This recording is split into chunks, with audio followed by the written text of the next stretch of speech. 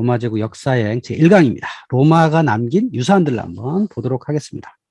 로마는 16세기에서부터 18세기 유럽 지식인의 로마 방문이 필수였습니다. 그것을 그랜드 투어라고 하죠. 예를 들면 영국에 사는 귀족은 자기 아들이 20살쯤 됐을 때 가정교사와 프랑스어 교사를 딸려 보내가지고 프랑스의 파리를 거쳐서 알프스를 넘어서 피렌체, 베네치아, 로마까지 여행을 보냈습니다. 이게 한 2년 코스인데 그 여행의 종점이 로마였고요. 자, 로마에 가면 오늘날에도 여러분이 발견할 수 있는 로마 시대의 유적지와 유물이 남아있죠. 중세시대에도 로마는 유럽인들의 순례 코스였습니다. 유럽 중세인들은 왜 로마를 갈까? 로마에 가면 그들의 종교적 신심을 알려주는 여러 유물, 유적, 그리고 건축물, 그리고 실제로 살아있는 교황을 만날 수 있기 때문이죠. 로마의 주교자 성당은 산 지오반니인 라테라노 성당입니다. 이것은 원래 콘스탄티누스 1세가 기증을 해서 지어지기 시작했다고 하죠. 오늘날 로마 카톨릭의 본산인 사도 베드로의 무덤 위에 세워진 바티칸 성당도 있고요. 유럽에는 로마 카톨릭의 사제들은 사제 서품을 받을 때 반드시 로마 교황을 만나러 가야 됐거든요. 그러니까 유럽에 있는 모든 캐톨릭의 사제들은 늘 이제 방문을 하게 되었던 거고요. 또 일반 신도들도 순례 여행을 위해서 로마를 가게 됐던 거고요. 그럼 순례 여행의 목적지는 어디냐? 아까 베드로의 무덤 위에 세워진 바티칸 성당도 있지만 바오로 성인이 이곳에 순교했기 때문이기도 하죠. 그래서 그거의 유적도 이렇게 있습니다. 트레폰타나 성당이라고 하죠. 바오로 성인이 목이 잘렸는데 그게 3번 이렇게 땅에 튀었다 그래요. 그때마다 그 피가 나왔는데 그 피에서 우물이 생겼다. 그래서 그 우물이 생긴 터에다가 이렇게 성당을 지었기 때문에 트레폰타나라고 부릅니다. 산타마리아 마조레 성당도 있죠. 말구요 성모 성당이라고 합니다. 자, 유럽에 있는 유명한 성당들은 대부분 이런 성유물들을 갖고 있는데요. 이 성당에는 베들레헴에 있었다고 하는 말구유가 보관되어 있습니다. 전승에 의하면 베들레헴에서 여기를 가져왔다라고 하죠. 예루살렘의 계단을 이 로마의 산타 스칼라 성당에 보관되어 있기도 하죠. 많은 사람들이 이곳을 성지순례를 하기도 합니다. 산타크로체인 예루살렘 성당에 십자가 유물도 있죠. 콘스탄티누스 1세 어머니가 예루살렘을 방문해가지고 십자가를 회수해서 그거를 이제 콘스탄티노플 가져갔다가 그거의 일부를 여러 교회에 나눠줬는데 그 일부가 이 교회에 보관되어 있기도 합니다.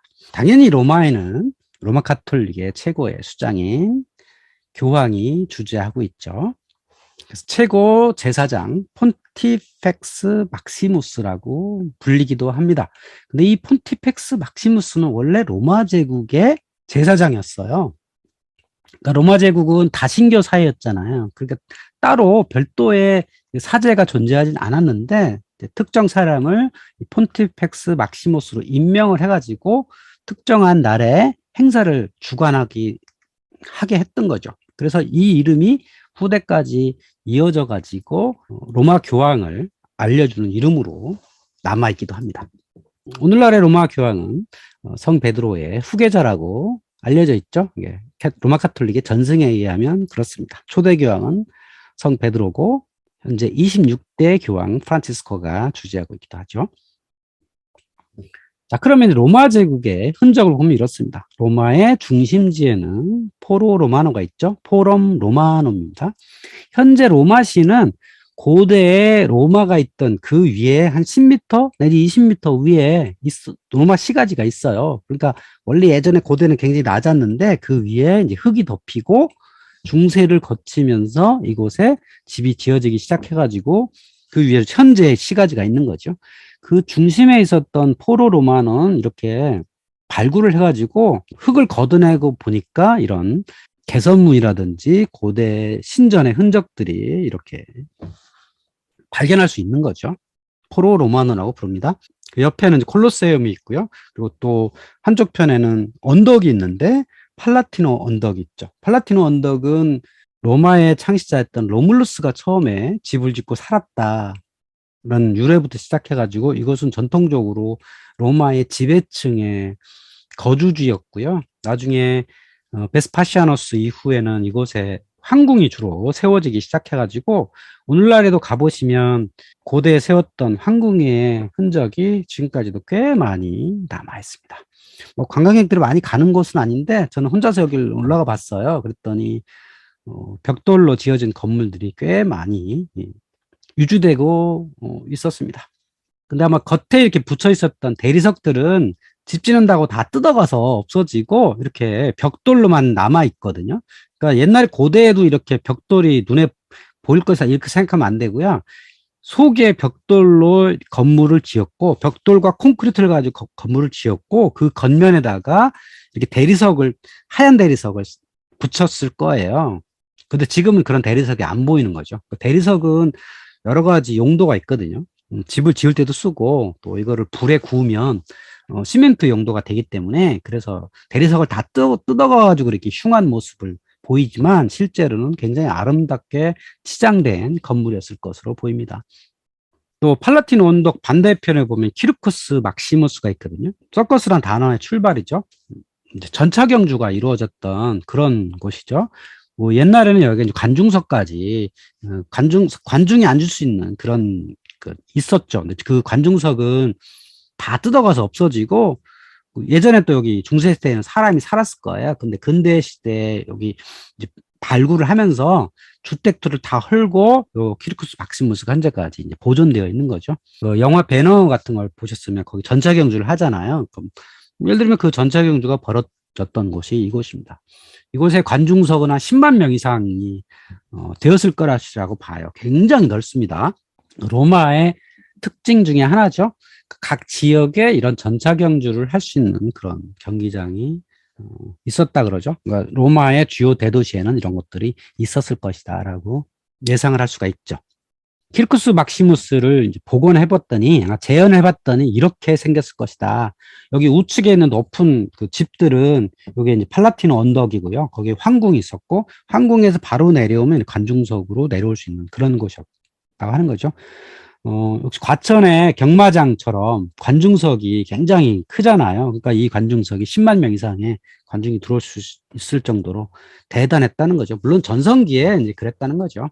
로마라고 하는 곳의 특징 중에 하나는 시민들한테 빵과 서커스를 제공했다라고 하는 게 주요 특징이죠. 유베날리스라는 사람이 그런 이야기를 남겼죠. 빵과 서커스다. 빵과 그리고 전차 경주를 시민들한테 제공을 한 거죠. 여기 로마의 지배층들은 시민들의 표를 얻어야 되고 또 시민들이 어려움을 겪지 않도록 보호해야 될 의무가 있었기 때문에 이런 것들을 정기적으로 또는 중요한 행사가 있을 때 이런 경기대회를 열음으로써 시민이 주인이라고 하는 것들을 보여주려고 많이 했던 거죠. 황제상이 많이 제작이 되었었는데 로마시에서 볼 수 있는 황제상은 여기 콘스탄티누스 황제입니다. 여기 이제 머리와 발만 남아 있는데요. 굉장히 커요, 머리 자체가. 그러니까 몸도 어마어마하게 컸겠죠? 근데 콘스탄티누스 황제 이후 한 100년쯤 후에 이 로마시가 게르만족들에 의해서 약탈이 되기 때문에 그때 아마 무너졌을 거고, 요 머리만 이렇게 남아가지고 발굴이 돼서 지금 박물관에 이렇게 보관되고 있습니다.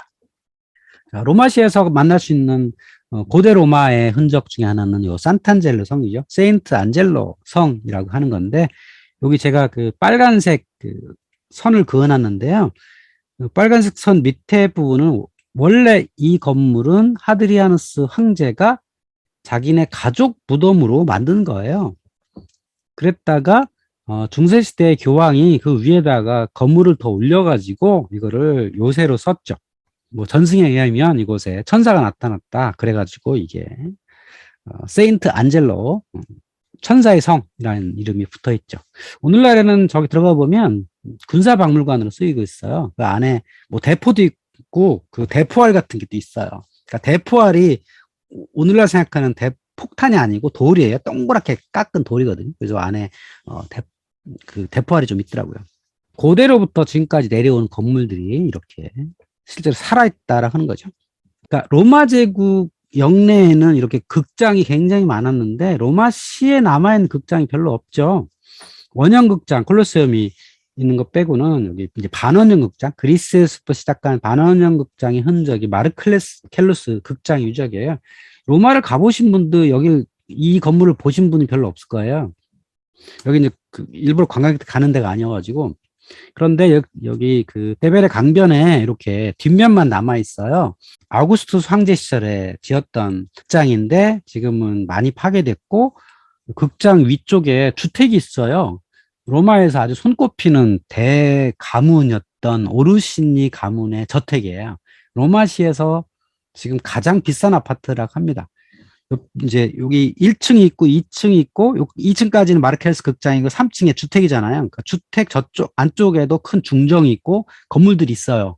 고대 유적지 위에 중세 건물이 있으니까 저거를 뭐 헐고 나가라고 할 수는 없는 거고 지금 거의 한 500년 정도 된 그런 건물이거든요. 위에 올려져 있는 게. 그러니까 뭐 2000년 된 게 앞선 거냐, 2000년 된 걸 위해서 500년 걸 헐어야 되냐, 뭐 이런 얘기가 있는 거죠. 그래서 지금 어쨌든 고대 유적지에 위에 저렇게 실제로 사람이 살고 있는 아파트가 있습니다. 거의 완전하게 현역으로 남아있는 건물은 이거죠. 판테온이죠. 만신전, 로마라고 하는 나라는 다신교 사회였기 때문에 그들이 점령한 땅에 뭐 새로운 신을 발견한다 그러면 그 신을 국가의 신으로 계속 확장이 되었죠. 그런 신들을 모두 모셔놨던 곳이 판테온입니다. 원래는 아구스투스의 오른팔이었던 아그리파 장군이 이 건물을 지었는데 불이 타서 없어졌고 이후에 하드리아누스 황제 시절에 그걸 복원을 했는데 원래 있었던 아그리파의 건물을 유지해 계승하겠다 뭐 그런 의미였는지 몰라도 문자를 그대로 남겨놨습니다. 좀 읽어보시면 M 아그리파 LF 코스 테르티움 페시트 이렇게 돼 있죠. 원래 이 뜻은 마르크스 아그리파 시절에 루키우스의 아들 마르크스 아그리파가 세 번째 콘술일 때 이것을 지었다 이런 뜻입니다. 세 번째 집정관을 했을 때 이 건물을 지었다라고 하는 게 원래 최초의 판테온이었고요. 그거를 하드리아누스 때 다시 지었다라고 하는 겁니다. 원래는 저 삼각형 안에 아마 뭐가 있었겠죠? 조각품이 있었을 겁니다. 그러니까 저렇게 빈 곳을 남겨놨을 리가 없거든요. 근데 저거를 또 누군가가 뛰어갔겠죠. 로마에서도 중요한 유적 중에 하나는 아피아가도죠. 제가 96년도에 로마인 이야기를 읽고서 가장 감동받았던 장면이 바로 이 아피아가도였습니다. 로마는 하루아침에 이루어지지 않는다라고 하는 게 뭐 시온 아나미 책의 제목이기도 한데 시온 아나미가 말한 건 아니에요. 그러니까 17세기에 프랑스의 작가가 말한 건데 그만큼 이 로마가 만든 길이라는 것은 로마 제국을 형성하는 데 엄청난 기여를 한 거죠. 그거의 첫 번째 시작이 바로 이 아피아가도였던 거죠. 지금도 로마시에서 이렇게 밖으로 나가는 아피아 안티카라고 하는 길을 만날 수 있습니다. 저는 여기 배낭을 메고 버스를 타고 바깥으로 나가서 거꾸로 이렇게 지금 보이는 방향이 로마 방향이에요. 로마 방향으로 이렇게 걸어갈 수가 있어요. 그리고 차도 가끔 지나갑니다. 여기 동네 사람들이 이 길을 이용을 해가지고 지나가기 때문에 지금도 어찌 보면 현역으로 살아있다고 보면 되겠고요. 자, 왼쪽에 있는 마일스톤이 있죠? 마일스톤. 마일을 알려주는 스톤이란 뜻이죠. 우리가 이제 마일스톤이라고 하는 게 어떤 뭐 일의 어떤 과정 이런 걸 마일스톤이라고 부르잖아요. 여기서 유래한 거죠. 그래서 로마 1마일마다 요 마일스톤이 서 있었죠. 그리고 이제 거기에 그 번호가 매겨져 있어서 요게 1번이에요. 요 로마에서 출발한 1번이고 요 1번 다음에 2번 있었겠죠? 그 쭉 2번이 있어 종점에는 몇 번. 그러니까 요 마일스톤의 번호를 보면 아 로마로부터 몇 마일스톤 왔다. 이런 거를 알 수가 있게 된 거죠. 그러니까 이렇게 거리 표시를 모든 길에 마일스톤을 통해서 표시를 해뒀다라고 하는 거죠. 로마인들이 좀 대단한 겁니다. 아피아가도 옆에는 몇 개 카타콤이라는 게 있어요. 이걸 흔히 지하 묘지라고 부르죠. 여긴 그 산 세바스티아노 카타콤인데요. 여기에 들어가 보면 지하 동굴이 꽤 많이 있습니다. 원래 이것이 이제 묘지였죠. 성벽이 있어요. 성벽 안쪽에는 묘지를 쓸 수가 없었습니다. 귀족들도 마찬가지예요. 그래서 그 바깥에 묘지를 써야 되는데 묘지를 귀족들만 로마 가도변에다가 크게 지었지 대부분의 사람들은 그런 묘지를 만들 수가 없었거든요. 그래서 지하에다가 파가지고 묘지를 만들었던 거죠. 그러니까 이탈리아는 지하를 파기 굉장히 쉬워요. 땅이 무르기 때문에. 근데 무르기만 한 게 아니라 한번 땅을 파면 그 돌이 공기를 만나면 단단하게 굳습니다. 무너지지 않아요. 그리고 파기도 쉽고 운영하기도 쉬운 거죠. 그리고 안에 들어가면 시원하기도 하고 또 그 시체를 보관하기도 쉽고 그래서 그 자기 부모의 그 묘소를 지하에 만들면 정기적으로 가서 뭐 제사도 지내고 했던 거예요. 우리가 좀 잘못 알려진 거는 이 카타콤에서 기독교인이 박해받았다 그러는데 사실 카타콤은 숨을 곳이 아니에요. 이게 앞이하고도 옆이기 때문에 일종의 고속도로 옆이거든요. 그러니까 그냥 모여서 집회를 한 거예요. 숨어 살 곳은 절대 아니었다라는 겁니다. 그리고 이런 카타콤베가 여러 곳이 있어요. 여러분 여기 가시면 이제 그냥은 못 들어다니고 반드시 가이드를 해줘야만 갈 수 있는 곳이기도 하면 잘못 들어갔다 길을 잃을 수도 있기 때문에 그리고 이런 카타콤베가 이 로마만 있었던 게 아니라 다른 곳에도 꽤 많이 있었던 걸로 알려져 있습니다. 이런 지하묘지라는 게 어쨌든 이탈리아나 유럽에는 지하를 파기 쉽기 때문에 그렇다고 하는 거죠. 로마 제국의 특징 중에 하나는 수로죠. 로마시에만 있었던 게 아니라 여러 주요한 도시들에 물을 공급하는 수로들이 있었습니다. 여기 로마시에는 아쿠아 클라디오가 있었고요.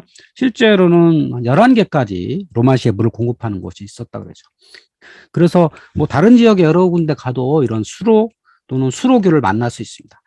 근데 우리가 알고 있는 눈에 보이는 것은요, 수로 중에 아주 일부고요. 대부분의 수로는 지하에 있었습니다.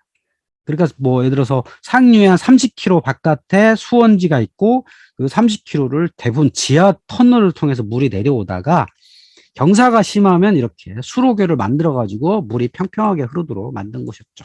그래서 그거의 일부 흔적들이 여기 지금 로마 외곽에 가면 이런 걸 만날 수 있는 거고요. 다른 도시에 가도 이런 수로교들을 많이 볼 수가 있습니다.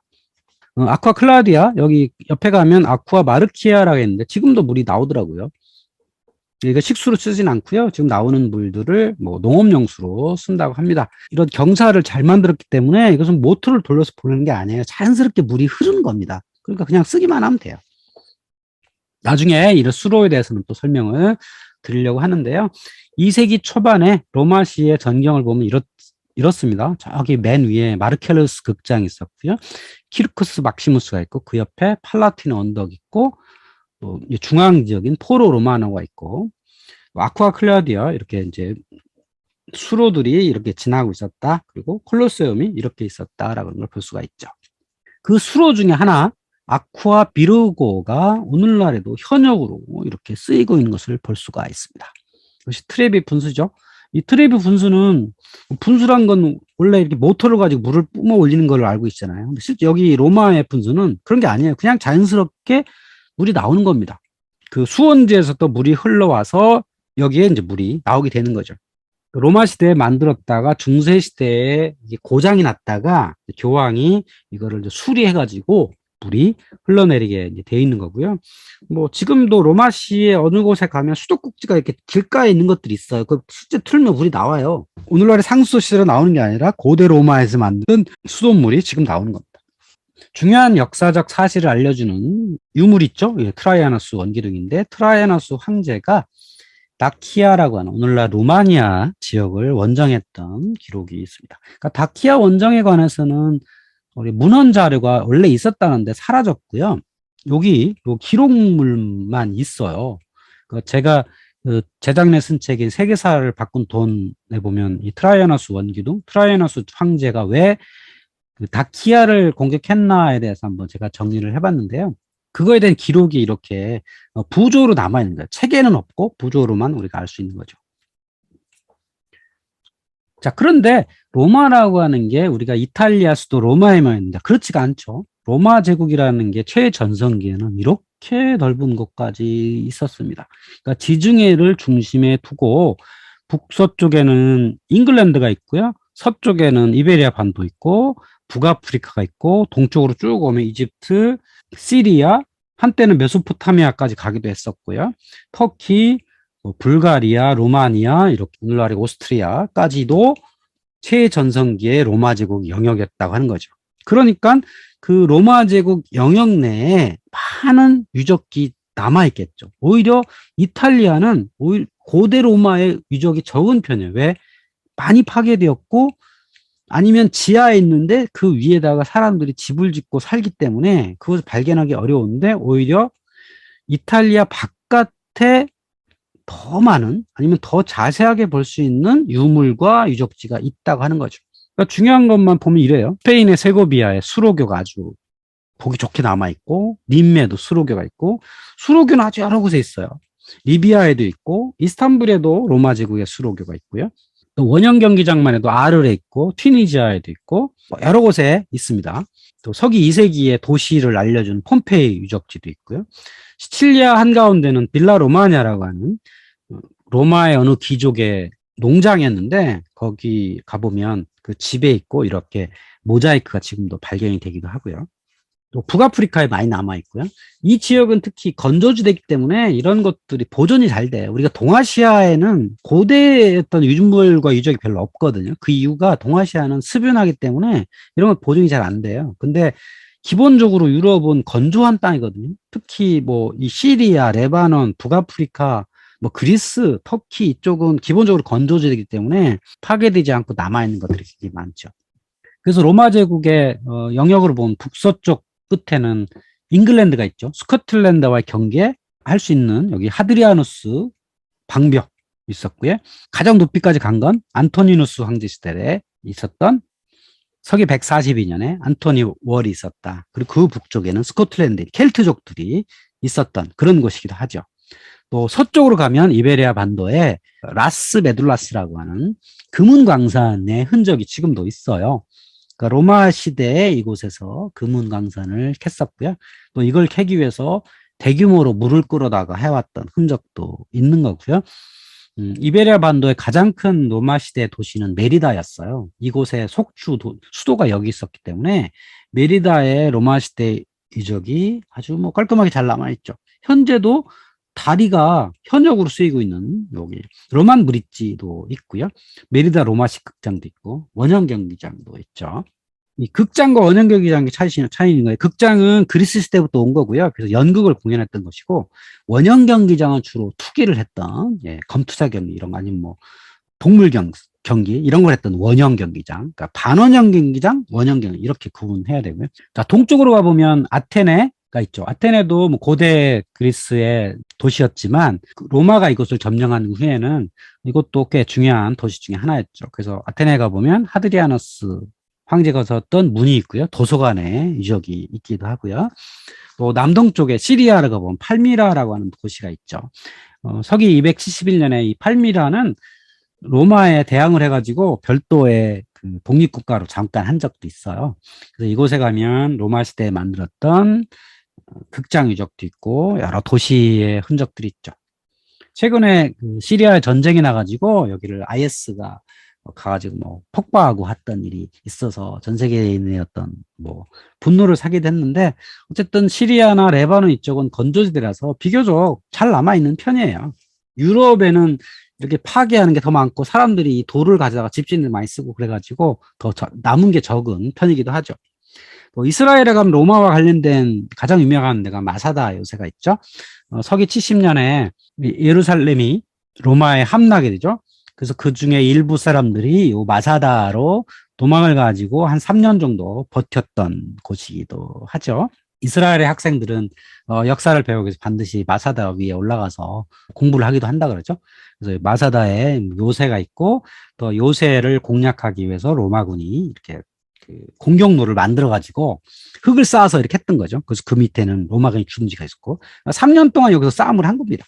이스라엘한테는 아주 절대 잊을 수 없는 그런 곳이기도 하죠. 자, 고대 로마와 오늘날의 유럽 연합 영역을 비교하면 이렇습니다. 오늘날의 유럽 연합이라는 게 상당히 공동체처럼 보이잖아요.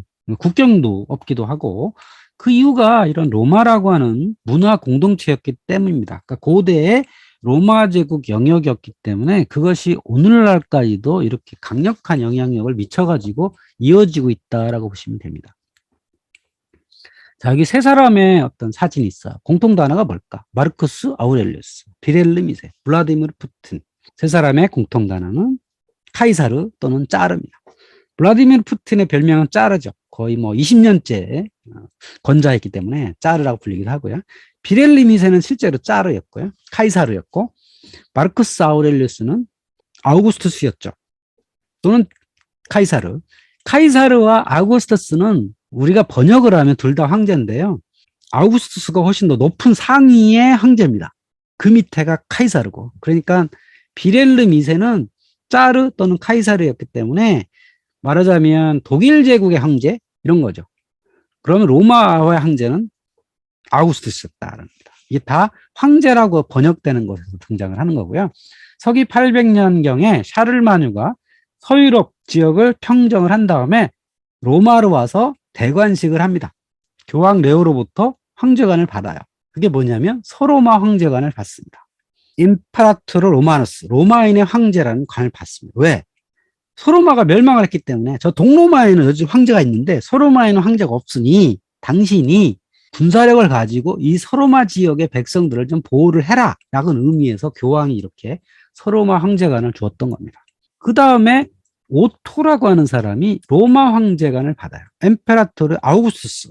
아우구스투스라는 얘기는 로마 전체 황제라는 의미예요. 아까 그 샤를마뉴는 카이사르였고, 그러니까 좀 레벨이 다른 거죠. 그래가지고 이것이 쭉 이어져서 독일 지역에는 신성 로마 제국이라는 이름을 가진 나라가 종속되었었죠. 물론 우리가 생각하는 신성 로마 제국 안에 무슨 절대 권력 있고 나라 통치가 있고 이런 건 아니에요. 안에 수없이 많은 작은 공국들이 있었는데 그냥 거기에 형식적인 대표자, 형식적인 아우구스투스 이렇게 있는 거죠. 나폴레옹 때까지 이어지다가 나폴레옹에 의해서 폐위됐는데 어쨌든 19세기까지의 유럽인들의 사고방식은 스스로 로마인이라고 생각한 겁니다. 예를 들면 18세기 말에 괴테라는 사람한테 당신의 정체가 뭐요? 라고 물어본다면 이렇게 대답했을 겁니다. 나는 바이마르인이자 로마입니다. 당시 사람들은 다 그렇게 생각했습니다. 나는 독일인이요? 이렇게 말하지 않았죠. 당신 독일이 없었기 때문에 독일이나 말할 수 없는 거고요. 독일어를 쓰는 바이마르 지역의 로마인이다 이렇게 말했을 겁니다. 그러니까 19세기까지도 유럽인들은 스스로를 로마인이라고 생각했다는 겁니다. 그만큼 로마의 영향력은 지금까지도 이어지고 있다고 하는 거고요. 이 로마 공화국을 그대로 뺏겨가지고 설립한 나라가 있어요. 유나이티드 스테이트스 오브 아메리카죠. 이 나라는 처음에 출발할 때부터 로마 공화국을 그대로 뺏겼습니다.